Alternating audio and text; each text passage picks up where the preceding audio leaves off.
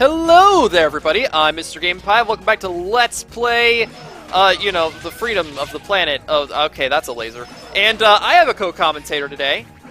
We're gonna free the planet. We're gonna Austin the sugar. No, Yeah. that's unrelated. You know, we always Austin the sugar here on Mr. Game Pie. Except when you don't. Yeah. But we have gamed up the pie before on Austin on Sugar. Yes. Come join us there for verses and other such strange occurrences. Yes. And, yeah, so this is the final Dreadnought, Part 3. You know, as opposed to the... Oh, okay, didn't realize that hurt you. I blame the lasers. You might even say this is the penultimate final Dreadnought. Yes. The penultimate Dreadnought. As opposed to the last level, which was the semi-penultimate final Dreadnought. Yes. The pseudo-final Dreadnought. No, the pseudo... Wait, I don't even know what I said anymore. But that'd Words. be level 1. Words. You know, I probably did say words. I'm gonna be a betting man and say likely said words. Yes. Oh no, I missed. Austin, Take that, Hippo. the miss happened. Better than the misses happening. Oh no. Am I right, fellas? Ha I don't even know what that even means. Neither do I. Isn't that the fun part of life when you confuse yourself? You hurt yourself in your confusion. Always. Every day. Are you just tanking those hits now? Yeah, I just don't care. Oh, also, this is great. Look at this.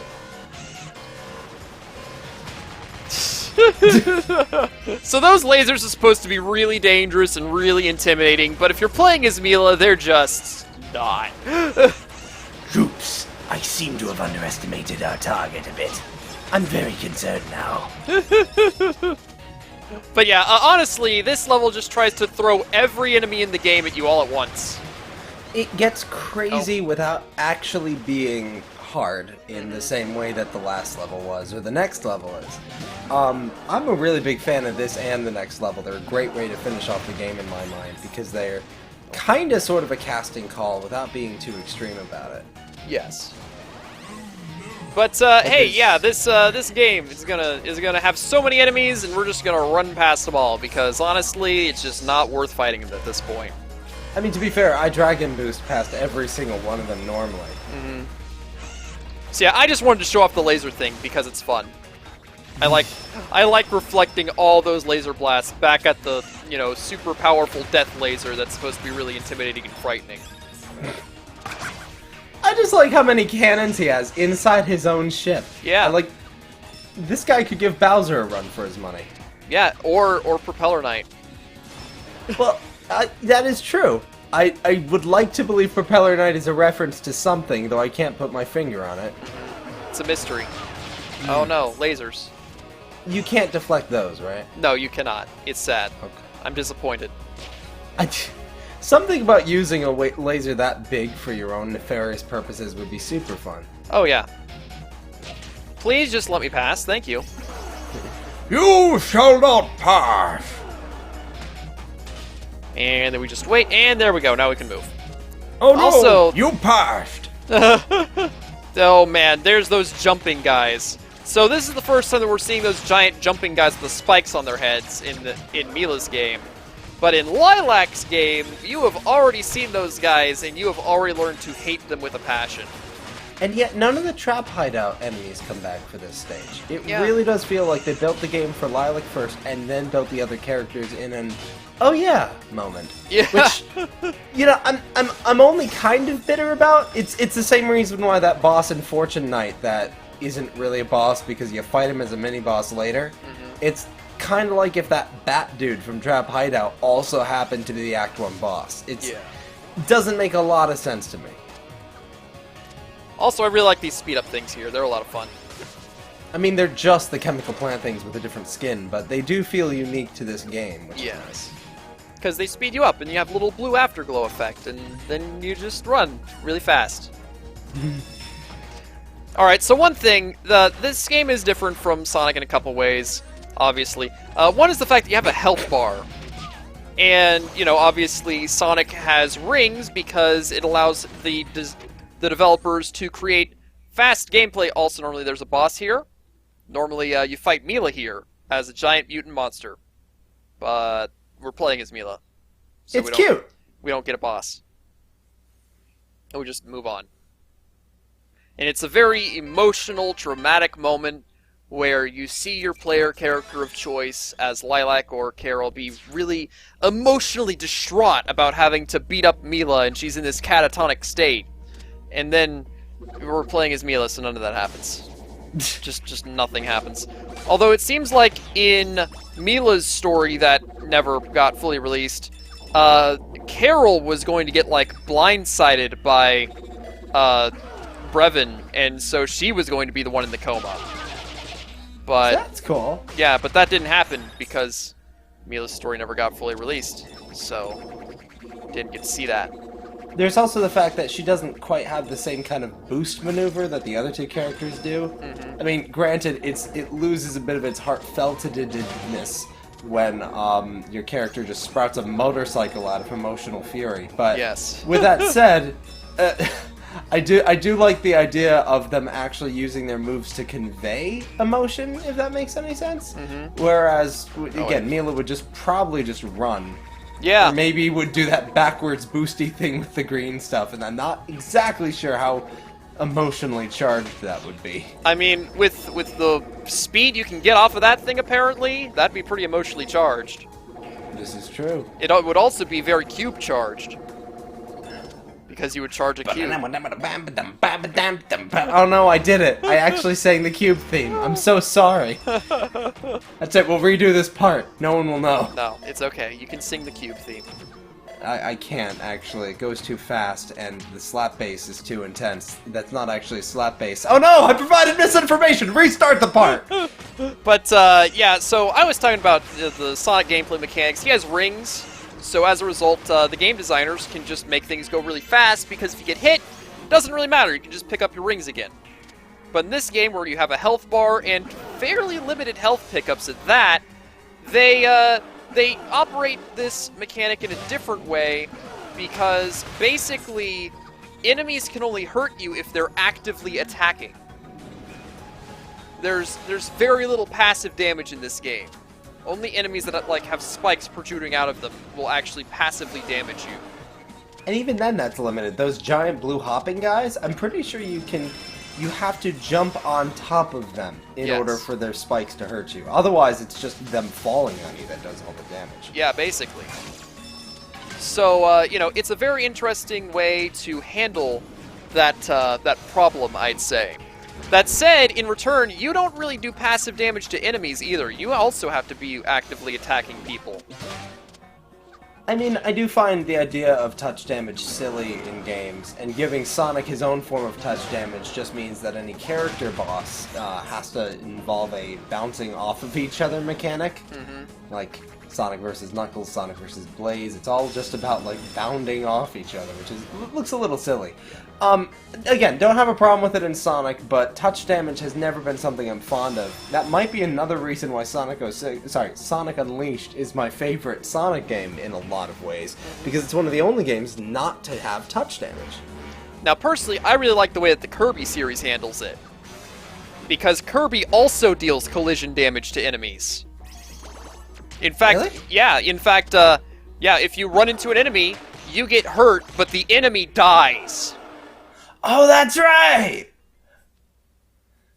I forgot about that! Yeah. No, that's cool. It Part is. of what that is, I'd assume, is just that the enemies all have much smaller health bars than you do. Yes, especially in early Kirby games, the enemies just die in one hit anyway. They don't have health bars at all. That's true. Alright, so guys, remember that boss that I said was really hard? Here it is again. I will say, there's some things about this that make it harder and some things that make it easier. For one, because of the shape of the environment, the way that they handle certain attacks has to be done completely differently. Like, for example, here, you can just hide out in the corner, and there's no way he can go any farther than that because it didn't build the arena to be any larger. Whereas before, he could leave the arena at any time, and that made it very difficult. That said, I am at 1 health now, so yay! You should be able to make it past this phase. Maybe. If you're absolutely perfect. Yeah. I'm not that, though, so there we Especially go. this attack. I've never figured out how to dodge that attack. Can you, like, reflect that stuff as Mila? Technically, but then the missiles will explode on each other and the green goop will come out, and that will still hurt you. There's probably a fancy dodging thing that has to happen there.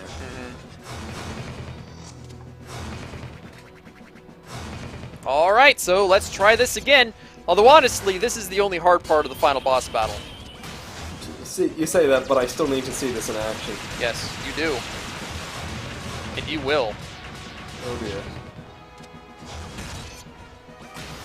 Alright. But yeah, basically this is a 3-stage boss battle where Mila only fights the first 2 stages. Yeah, I'm still a bit upset about that. I mean, I get that she would have a super hard time with the final boss, but I thought that was kind of the point of her gameplay in general. Was that she would have a super hard time with a lot of stuff. Having other characters deal the final blow and stuff feels kind of cheap to me. Alright, final boss, please die right now. It's getting pretty fast, so I'm guessing it's low on health. There we go, it's dead. Oh, there we go. And you get well over a full health bar of heals here, whereas as other characters, I believe it's around 3/4 of your health. Yeah. Alright, so time for the final boss. Oh boy! Look at this! Transformers! Oh, that's right. I forgot.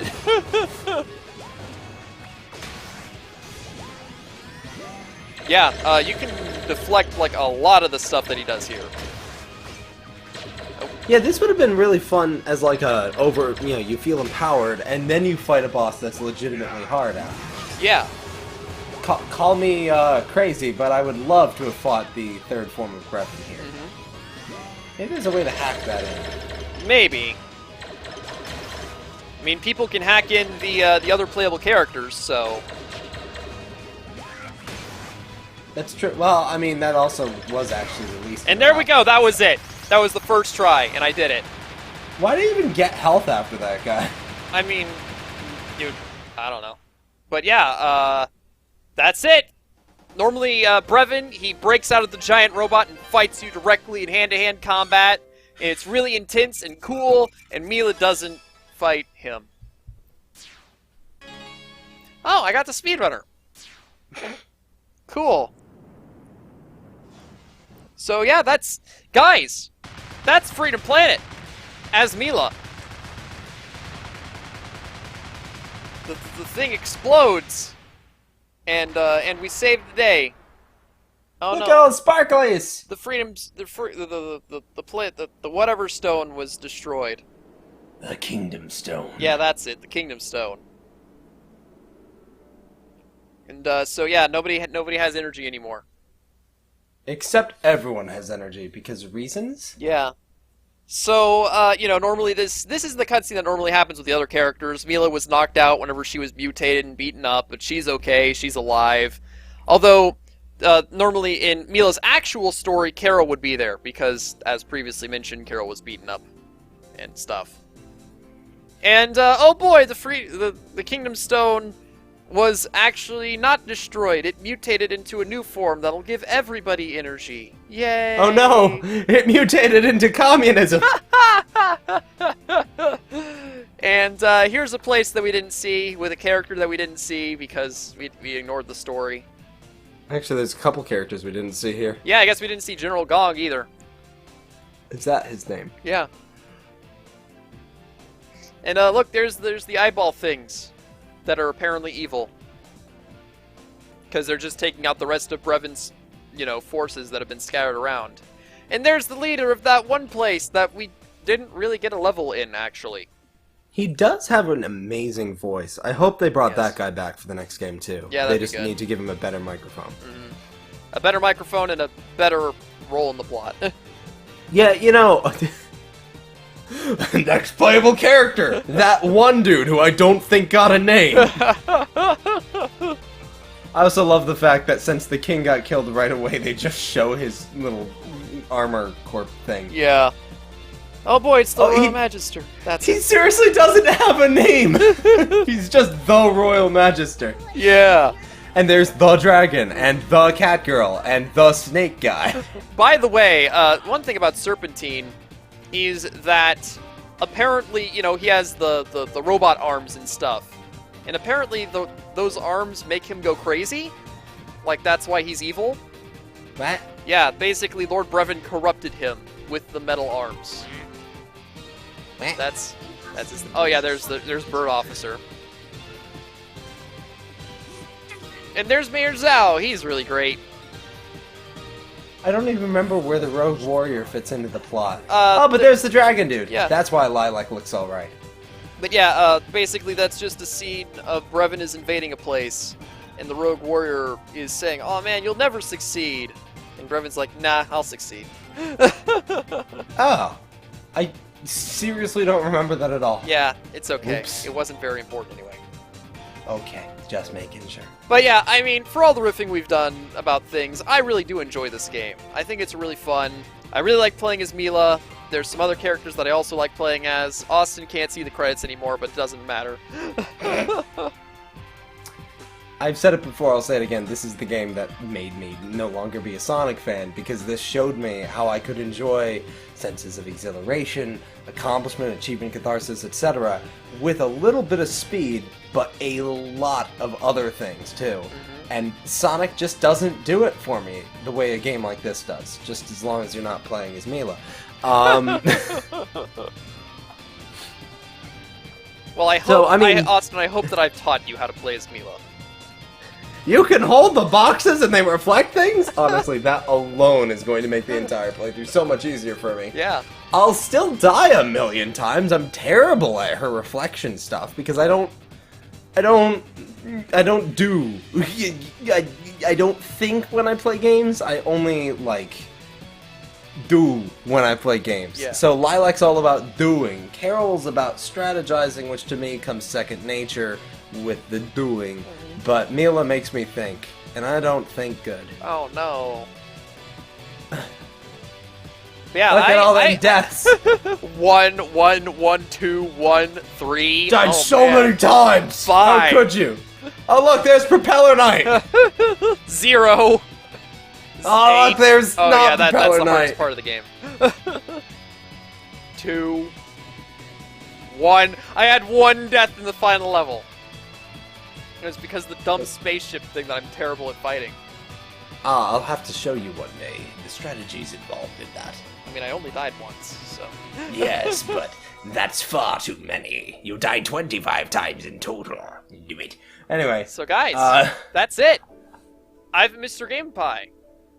I've been Austin on Sugar. Pick this game up, guys. It's great. Yeah, so guys, remember to stay sufficiently awesome. See you later. I do.